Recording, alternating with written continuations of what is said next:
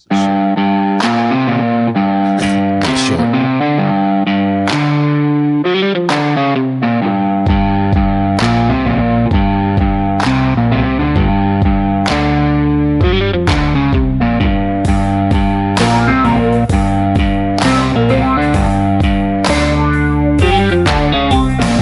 Woo! What's happening, folks, gentlemen? Back at it again. Morning. The Lord's Day. This is the day. This is the day that the Lord That's has. right. It's fun to break out into that every now and then. Yeah. Acapella. This is the day. Anyway, so we're late getting started, but y'all been paying attention to anything happening in the real world? Very little. So hey, what like things in the church ain't real world. Come on, now. Don't get no more real. I think that that's actually a point in Sunday school. Like, which one is more important, the physical or the spiritual? You know what I'm saying? Yeah. I mean, I have been paying attention a little bit, whatever I hear. But so what specifically have you got? No, I got zero. That's why I'm asking y'all, because I'm like David. I ain't listening to nothing. What has been? I don't know what's been noteworthy this week. Evidently, not much that I can think of. Yeah, if it's on there, it ain't worth talking about. Are we still fighting with the Iran people? Yeah, absolutely. Yeah, that's not going to end. It doesn't seem like those people. The more we learn about those people on Wednesday nights, the more I just realize we should have probably never even got into anything. With them, it's either all or nothing. You either go over there and take it over and just obliterate everything, yeah, or Leave it alone. That is the never-ending war everybody always claims. They'll that's never learn their lesson. Yeah, that's what you're always talking about. And total annihilation. That's what it takes. And I don't know why we didn't do that to start with. I said that when we were down in Brazil when it first started. I was like, well, this ain't going to take long. We just wipe them out, but we didn't do it. We're the same way. Yeah. We don't ever learn our lessons with stuff either, because Senate just kicked the can down the road, went and took vacation again. Didn't vote on nothing. Yeah. They didn't even give us the daylight saving thing. I did hear that. I ain't heard nothing about it. you ain't gonna get it. Daylight savings has made it through the House and is on the way to the Senate. It had before. Yeah. So now the Senate is going to make it happen for us. Yeah. North Carolina's already passed it too, whenever the Senate passes it. And that was years ago. So here we are again. Yeah. But yeah, back to the Iran thing and either all or nothing. I mean, it's those people's mentality. I mean, just look over in Israel. It's either all Palestine or nothing.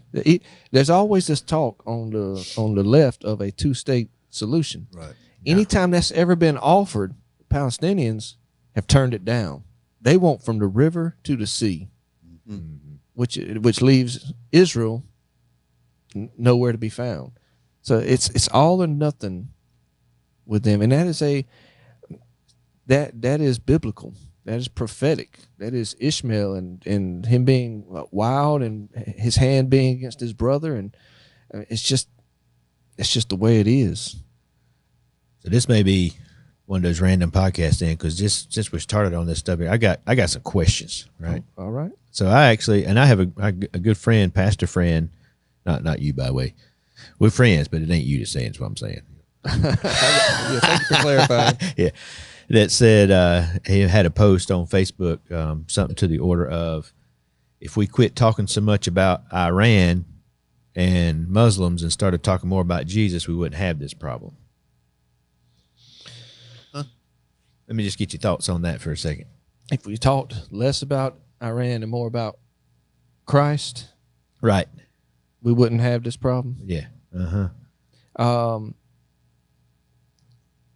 Sometimes if all we ever do, Paul used culture to highlight Christ. And sometimes it is important to talk about things going on in the culture in order to highlight the truth and the glory of Christ. Mm-hmm. So when I say that when we as church people are talking about Iran, I don't know that it's not always wasted time if it turns out to be a lesson in Christianity. But we can get so caught up on it that we don't talk about Christ. So I get the sentiment. Yeah, I'll read it exactly the way it was said that way, because it does. You're getting it. It says, I'll say it again. If we talk about Jesus as much as we talked about Islam in America, we might not have Islam in America. Well, that's kind of true. Yeah. Right. We sat around and be quiet long enough that they came in, and then so there was one more. Well, since we're talking about this Islam thing that I didn't know was a real thing. Let me see if I can find it again right quick. Yeah. But there is a Muslim center coming to Clayton, North Carolina. Did you know it? Coming to Clayton? Yes. We've already got 2 in Johnston County. I'm talking about that Wednesday night. Talking about a full-on like compound. Oh my goodness. Oh, you mean a temple, a mausoleum? Oh, yeah, I'm going to see if I can find it. Oh, so they're going to build one from scratch? Yeah. It's on Barber Mill Road. Oh my goodness. Well, the saddest thing to me in Johnston County that I've seen is the 2 that we have, the 2 Islamic centers that we have in Johnston County. Yeah. Are old churches. They were churches. The one, the Pentecostal church down in Smithfield, and then the old Methodist church that was there in Micro, I think. I'm not giving up. If something happened, and if I owned a church, which I don't, I'm a pastor. I just hired help, just about. But if I owned a church and something happened and I had to sell it, do I not have the choice to refuse to sell it to somebody? Oh, absolutely. Oh yeah, I would not sell it to the Islam, and it's not about the people. Well, it's the ideology. Technically, if you're a church and you're going under, right? Okay, I can't keep it up no more. The dissolution resolution that you put in your documents are supposed to, there it is right there, are supposed to be where you could actually give it away to another 501c3 or another church that actually is doing something, and they could use it, right? Rather than trying to collect the money. Like, what'd you do with the money when you got it if your church ain't there anymore? Yeah, you've turned a profit, right? Yeah, what'd you do with it? Let's sell off a piece of property and make some money. So yeah, this is this plan here was one that went through, I guess, back in November. The Islamic Center of Clayton. And that's on Barber Mill? So here's Barber Mill Road right here. I don't know exactly where at on Barber Mill, but there's some parcel IDs on here. I didn't take the time to look up and see who owned it.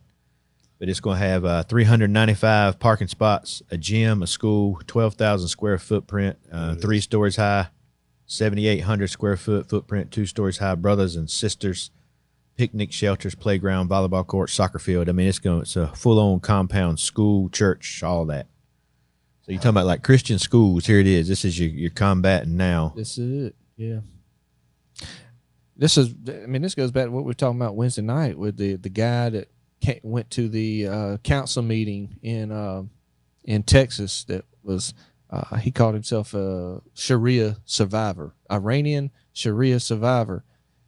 He's come to America, and I mean they were trying to put a Islamic center in that area that he was at, and he come in and he was just like, you don't understand the ideology that is here. This is the danger. Yep. And I mean, just a very moving speech, and they still wound up passing to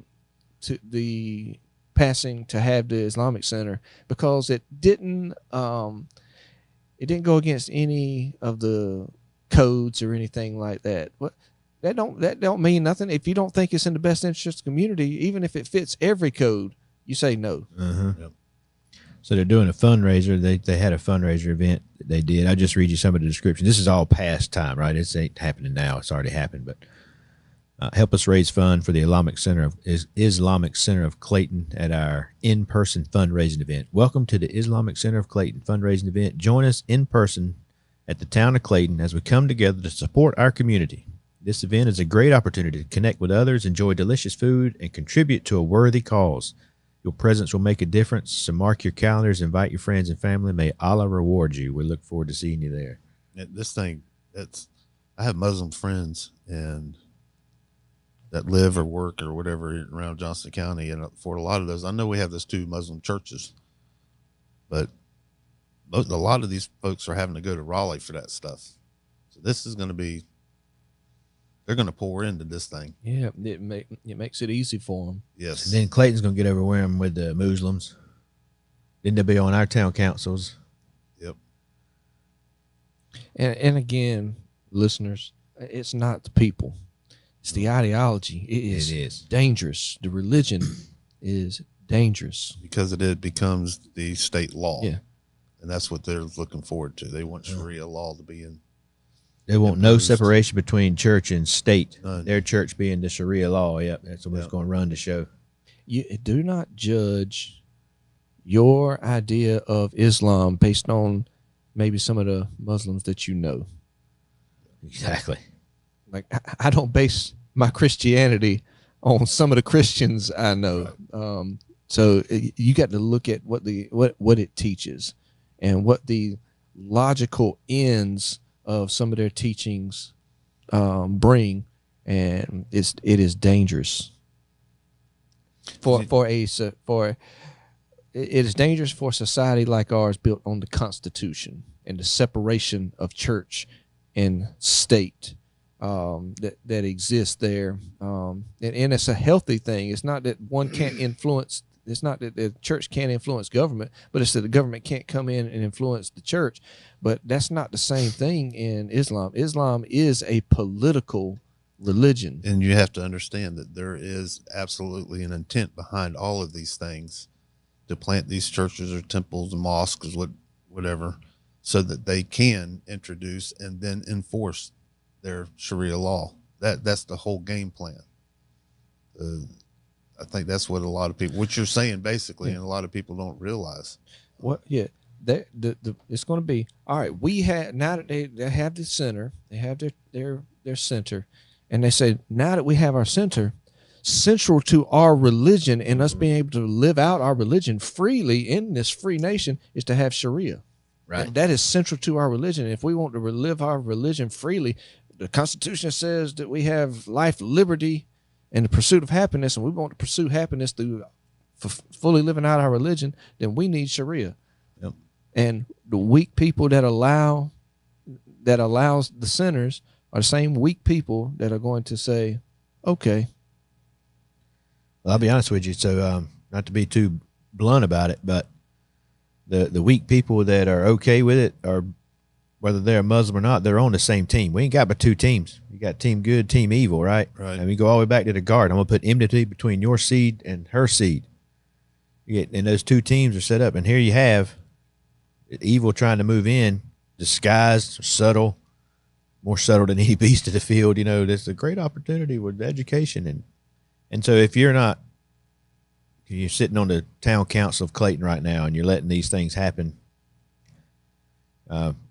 based on ordinances and drawings and things look pretty, and you ain't thought about the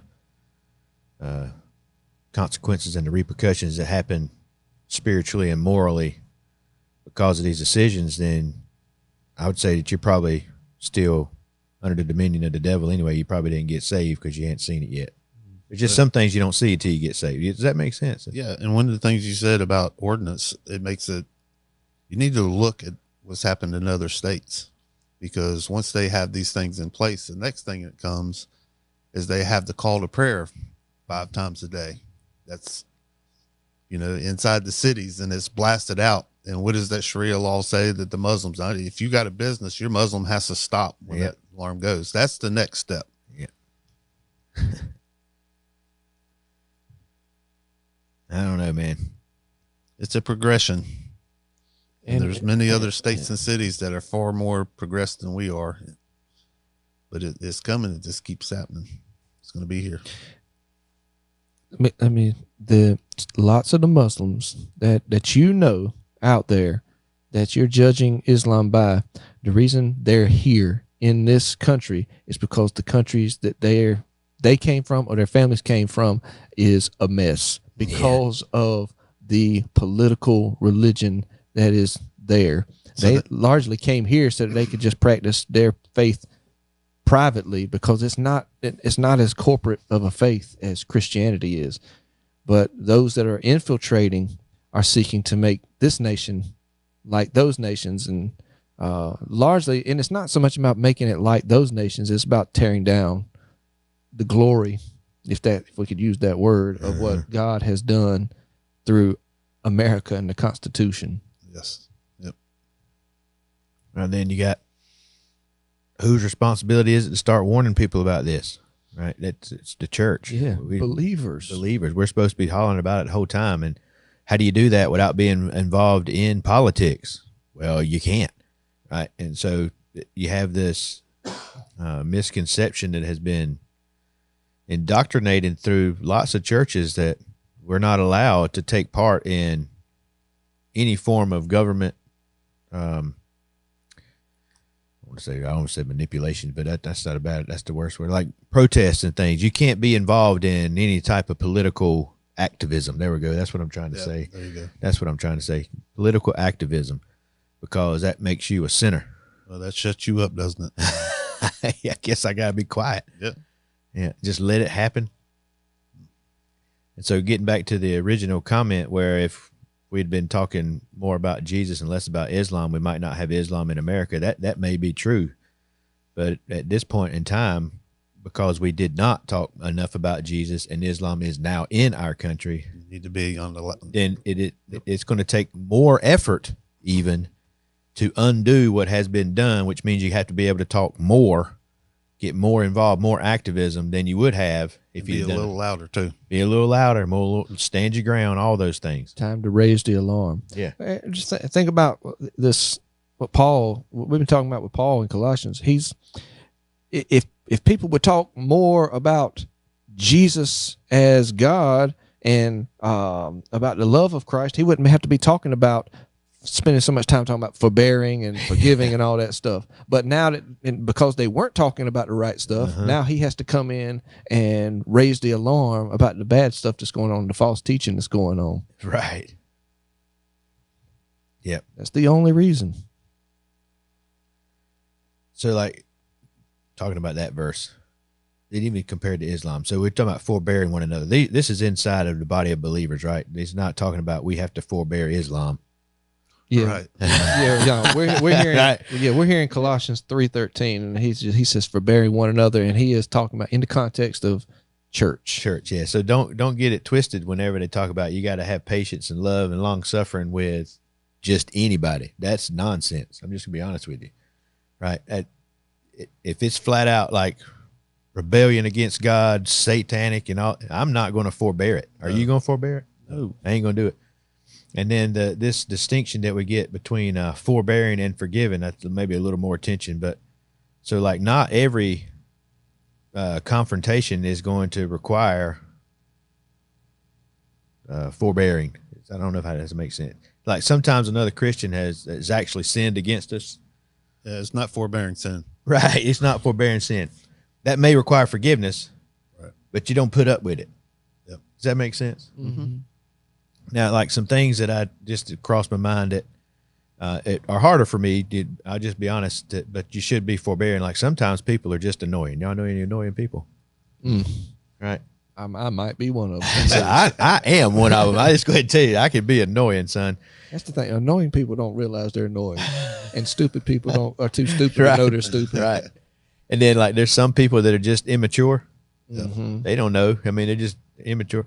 But some people are just different. Let's just be honest. Like, and I mean like special different. Yeah. And I know some people that just, I don't know that it's on purpose, but they're just inconsiderate, man. They're just like self-absorbed. They can't see past their nose. And each one of us fit in the category. Oh, yeah, somewhere, yeah. some level. Yeah. Like for me, this and the next one, just difficult, man. Yeah. I know That's that I am difficult. It's son. hard to deal with a group of different personalities all mixed together. And then the next one I put down is not me at all. That's opinionated. I'm not that one. I've never known you to be. And then this one is not Chris Baggett, slow to change. Yeah.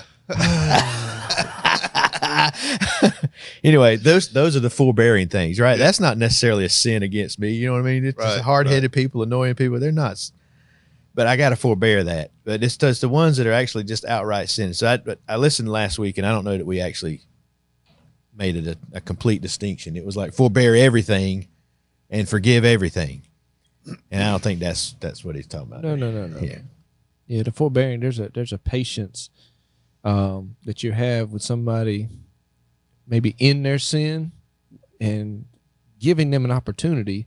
You show them some grace. That's where that word for grace is in the forgiving word. But you have some grace to them and give them time. But if they don't come out on the other side where they should, you don't just forgive them. I mean, forgiving is when the wrong is recognized. Yeah, it's like, for instance, like I know I got a friend who he's young in the faith, and he has a hard time just saying like Jesus Christ all the time, or oh God, or you know what I mean. Yeah. And like for me, like it bugs me, right? Right. And then I have mentioned it, like really no need, but not in a way to like. If I tried to correct every irritating characteristic that I found in people, think about what Jesus would have had to do for that matter. Yeah. If he just stood around and made correction after correction, he would have never had any other ministry other than Correction. correction, Yeah. because nobody's got it right. Yeah, that's the bear with him part. Anyway, and the other thing that I wanted to too that this is probably more for me than anybody else, but so sometimes I can disguise my personal irritations as a spiritual discernment. I wrote that sentence down because it was a good sentence. And what I'm talking about is that sometimes when something bothers me and it's like eating at me on the inside, I can decide for myself that must be something God wants me to do something about and change. Yeah. You see what I'm getting at? Yeah. And Yep. Paul leaves room right here in this verse for another point. Maybe God is just using that person to teach me long suffering. And you're also not allowing God to work. You're not allowing God to work. So a question that I have for the group, educated men. That's because you want to fix things. I You're a do fixer. want. Yeah, And I want that's people. where that comes from. I want me and everybody else to be as right as we can with God. That's what I feel like. Yeah. And sometimes my own discernment, my judgment being clouded from sin, Right. is wrong. So my question for you folks, you smart men here, way smarter than me, is how do I know, does this person actually need correction or do I need patience? How do you distinguish then? We're talking about this spiritual discernment for things that we're forbearing. That's tough right there. That's a big one, isn't it? I would say, I mean, I don't know that there's a clear-cut answer, but how do you know if they need correction or they need patience? I think the first question is, have I showed them any patience? Yeah, that's a no. Yeah. All right, so if I haven't showed them any patience, it's not time for correction. Maybe I start don't there. think. Now, if I have showed them patience, then their correction needs to come. How much patience? Well, that's not for. I don't have an answer on that one, but I think I would ask myself that question first: is it time for patience or is it time for correction? My first question to myself: have I showed them any patience? So it's I hate to use the Bible to give my answers, but I think that's why Paul lists all those things back there before: bowels of mercy, kindness, humbleness of mind, meekness, and long suffering. And then he says, forbearing one another. Because I don't know that we can forbear when we're supposed to be forbearing if we didn't first have some bowels of mercy or some kindness and humbleness of mind. I know that means that you're not thinking too highly of yourself, but there's got to be some type of knowledge and stuff that comes with that humbleness of mind. If we're putting on, therefore, as the elect of God, holy and beloved, like this is coming from Him, right? Yeah, it's almost as though Paul knows what he's going to say in verse 13. Yeah. So he says they're going to need this first. They're going to need this first. Yeah. Because then, like right after the forbearing and forgiving, and he's like, and then if any man has a quarrel against any, not like does someone have a problem with you or if you have a problem with somebody. It's like if any man, any person has a quarrel with any person, he don't even really care which direction it's going, does it? That's good. It's just like anybody. Yeah. There's no qualifiers. If they did it to you first, no, that ain't what it said. No, it doesn't. If any. Yeah. any man have a quarrel against any? And so I'd looked up the word quarrel because I didn't want it to mean something that I couldn't handle. And I couldn't handle it. It just means a complaint or grievance or cause to complain or to blame. It ain't even got to be a big deal. Yeah. It's a quarrel. Yeah, I do like how he words it. Any man have any quarrel against any, not just anyone, just anything. Right. Yeah, any. Don't qualify it. Just anything, anyone, whatever it is. Yep. I don't like the color of the carpet. It's cold in here. He said, whatever it is, your first thought needs to be, how has Christ treated me? Yep. It may be a legitimate grievance, right? I mean, let's be honest. I mean, there's some things that people do to you that they ought not do to you, and it's a real thing. It should hurt your feelings. But Paul's saying that if any man have any quarrel against him, just remember that forgiveness has to be available for him. You need to just go ahead and get that out of the way. Don't matter how it made you feel or anything else, right? Right. That's exactly what it is. And that, again, I go back to the difference between forbearing and forgiving. Like forgiveness being ready and available, we talked about last week, not transferred. Right. You can't give it away if nobody wants it. Right. But that forgiveness part of it keeps it from becoming bitterness in your heart, man. Because I'm going to tell you, I have let bitterness build up in me before in the past, and it is not good. Yep. Next thing, then you're talking about, like you said last week, getting into malice. Like I want to do something bad against you. Yep.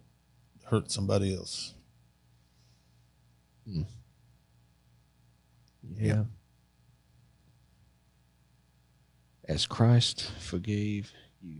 This is tough stuff right here. It is. I don't like it. No. Paul don't make nothing easy. Well, I need Paul to make something easy. It's no such thing.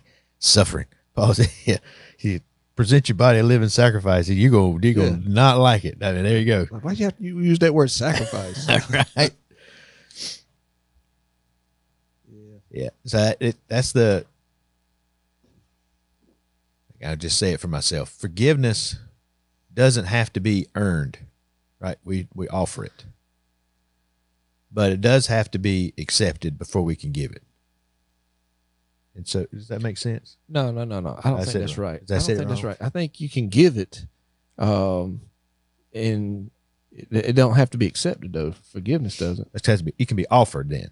Yeah, if it's accepted, there had to be some repentance in between. Then reconciliation can take place. That's the thing. But it's like this goes back to like a Calvinistic argument when what you were just saying. Like if it's given and they don't accept it, then it don't matter. Like that in the staunch Calvinistic argument, this is where limited atonement comes from. That Christ didn't die for everyone because if he gave atonement, if he offered atonement, the gift of atonement for everyone, and they don't receive it, he failed. Then he failed. It's a waste. And I say it's not a waste. He still gets the glory for giving the gift. If I bring a ton of gifts and put them on this table and y'all don't take none of them, I'm still glorified in giving the gifts. It's y'all that didn't take it. And y'all don't understand the glory, but everyone else sees the glory. Yeah, their problem is the reason it becomes a waste is because God had preordained who was going to get it and who won't, and so he just put out extra for no reason. That's why it seems like waste.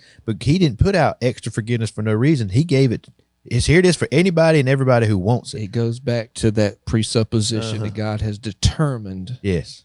Meticulously determined who is saved and who is not. If you can eliminate that out, then it's not hard to understand. God gave the gift to everyone. The gift is available, and he gets glory for that. I think it's more glorifying to look at it. He has gifted every single living person in this world, and he gets the glory for that. Yep.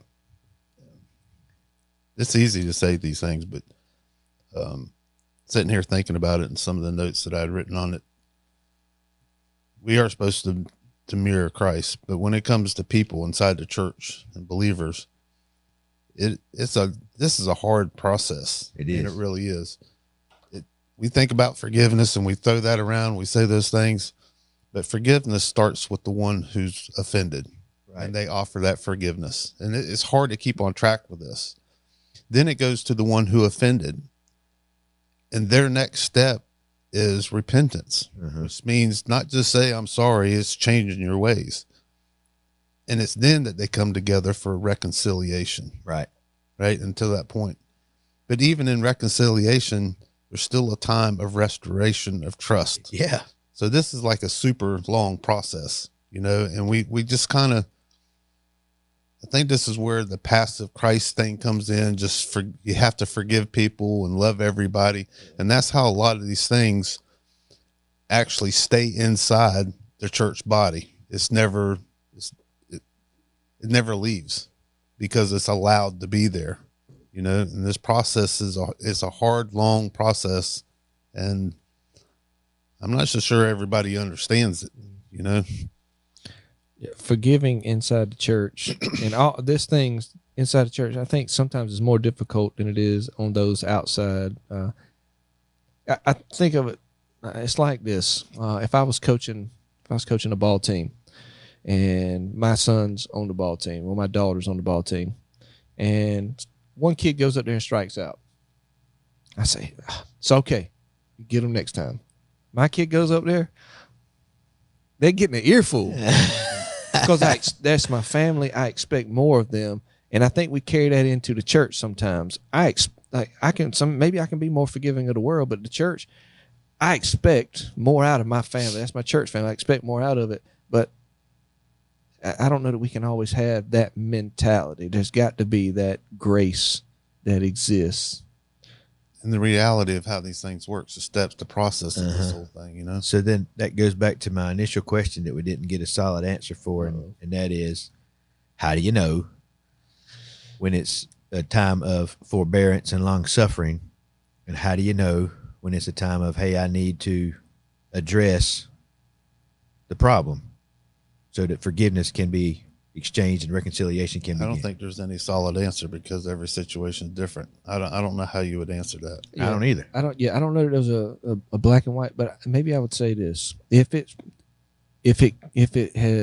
you have been patient and forbeared, whatever it is, if you've been patient so long that now it looks as though it is threatening that person's well-being or threatening the well-being Of of the body, Yeah.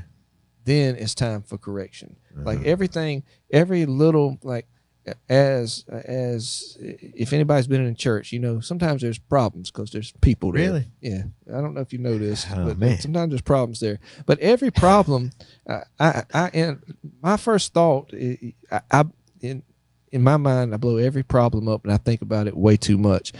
But usually I'm able to settle down and think, right now, it might not be enough to hurt the body. It will be, but maybe it's just a sniffle and it'll go away. But if the sniffle turns into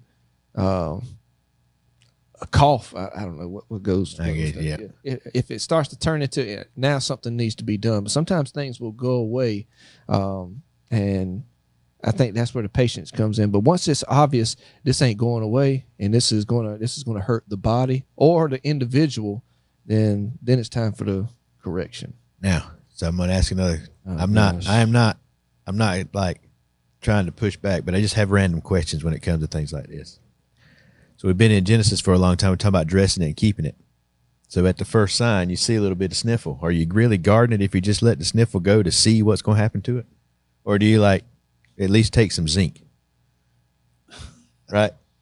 It's like, are you getting sick? No, it's not. It's just allergy. All right, then. I'm not going to take zinc with just a sniffle. I'm going to trust the body that God gave me to fight it. And so what I'm saying here is maybe whatever's going on over here, this sniffle over here in this person, maybe it will take care of itself. Maybe the body will take care of that in some way without me having to go and correct it. You don't even go like take a temperature or like anything like don't. that? Blow your nose sometimes, see if it's yellow or anything? No, I trust God. I don't go to doctors and mess like that. I understand. I got faith. How about that Islamic center? Is that a sniffle or a cough? The sniffle was the sniffle was 9/11, Okay. and we are in full blown. It's a cancer now. So I know sniffles don't turn into cancer, but you get what I'm saying. yeah, I get it. Chris is going to get to heaven. He's going to say, Lord, I trusted you. I got really, really sick. The Lord's going to say, Chris, there was zinc on the counter. It was zinc on the counter. Everywhere. I provided that for you. Yes, magnesium and everything. There it was, and you refused. Now, if it gets bad, I might take something, but usually I'm just trusting. I say I'm trusting God. Really, I just don't want to have to deal with doctors and medicines and stuff like that. I guess that in the simplicity and the ridiculousness that we're talking about is the true questions that I've been trying to ask all along. Like, you recognize that this is potentially a issue, Yeah. right? You recognize that, And you keep your eye on it. yeah, you can't just ignore it. Is Yeah. my point. If I know I got a runny nose, I'm not just gonna say, "Oh, the body's gonna take care of it." I'm gonna keep an eye on it. Yeah. It's just been running for too long now. Something ain't right. Yeah, that's what I'm talking about. You can't the idea of that forbearing means to ignore is not right. Forbearing is not ignoring. Yeah. Anyway, well, Yeah. I would say that would be neglect. I think so too. Yeah, I would say That that. would fall into That's what something Adam else. did. Yes. That's what Adam did. Well, we did verse 13. Forbearing would be me preaching a message on it. Correction would be me going to you and saying, "What in the world are you doing?" That's I Did you like pay attention? Yeah. I like that method, man. That's the first place you have to handle things like that. I think is from the pulpit. Just say it out loud. Let everybody hear it. And if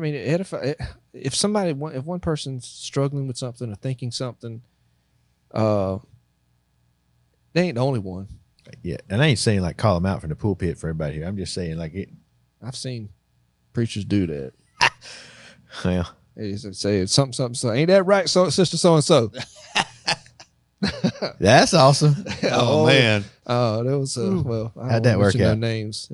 Guy local in Clayton used to do it though. Sweet. And then there was another guy I used to listen to. He was a great old independent Baptist preacher, but he would do that sometimes. Take that youngin' out of here, so and so. But it would always just throw, ain't that right? Ain't that right, brother? So and so. We don't want to. I don't know. Whatever. I don't want to. Oh, man. Yeah. Kept everybody on their toes, didn't he? Yeah. You didn't want your name to be called no matter what. Might not be paying attention and think it was bad. Oh man. Yeah. See, if you don't call out their name, then they can't accuse you. You were preaching about me. No, I was just preaching what the Bible said. But if you call out their name, yeah, you're right. Yeah. I was preaching about you. Just talking about you. Let the Holy Spirit do the convicting. You'll help him out a little bit. I'm gonna help him out a whole lot. Is anybody under conviction in here, Brother David? Yeah. Oh man. That would be tough. I kind of like it.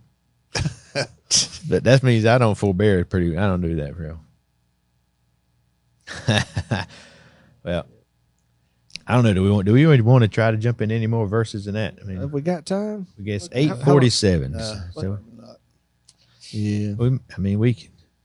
we might could do 14. Above all these things, put on charity, which is the bond of perfectness.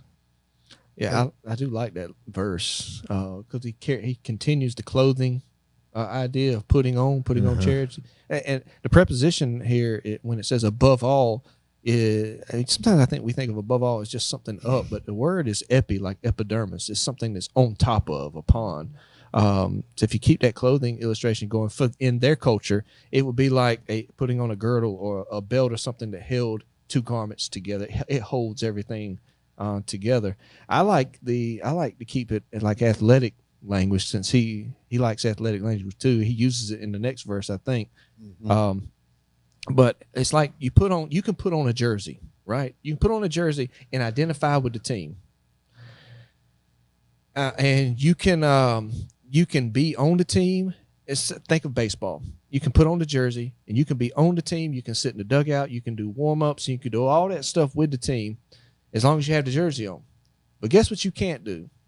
You can't play in the game unless you got a hat on top of your head. That's the way baseball works. You have to have a hat. It is not your uniform is not complete.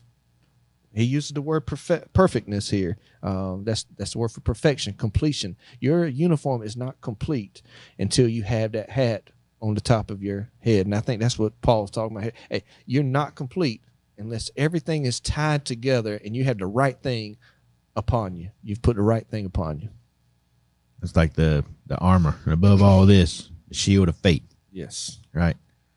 This ties everything together. Doesn't mean that's like the most important piece, but that ties it all together. That's what you have out in front, your faith. So I wrote some questions in just to follow that. So why can I forbear? Because I put on love. Yeah. Why can I forgive? Because I got love. Why can I humble myself? Because I got love. Why can I respond meekly instead of retaliating? Because you got love. Because you got love. And then they even wrote a song like, what's love got to do with it? Everything. Absolutely everything. Everything. I think I preached a message on that one time years ago. What's love got to do with it? Everything. And he calls that love, that charity there, he calls it the bond of perfectness or the bond of perfection. And a bond is like something that holds things together. We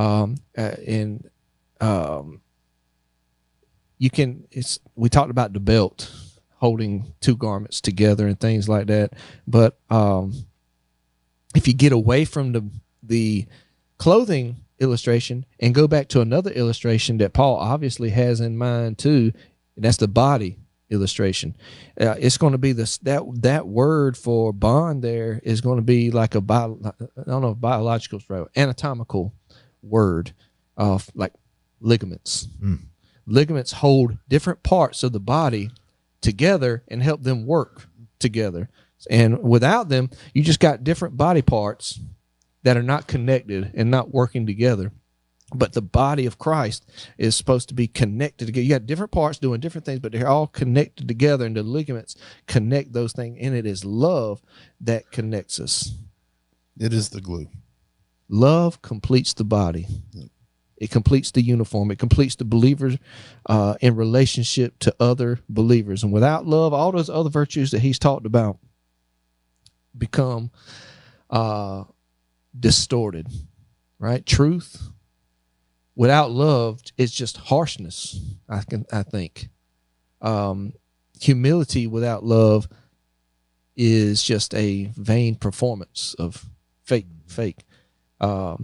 How about this one? Going back to forbearance, patience without love becomes tolerance. There you go. We said no to tolerance, didn't we? Just say no to tolerance. Just say no to tolerance. That's agape love too. It is agape. Yeah. Put on agape. So I ain't got the ability in me to do that. How do I do that then? It's got to be Christ. Yeah, you're going to hear a message that says that over and over and over today. Yet not I, but through Christ in me. Yep. That's the truth. For sure. You think that this putting on of charity, this thing that's tying everything together. So I'll say it this way because we hit some of these things in Sunday school too. But how can you see love? You really can't, right? It's more of a, I hate to say it, so it's like a spiritual thing, right? Like dominion, like authority. I don't know. It will manifest itself in the physical, but I can't hand you a piece of love.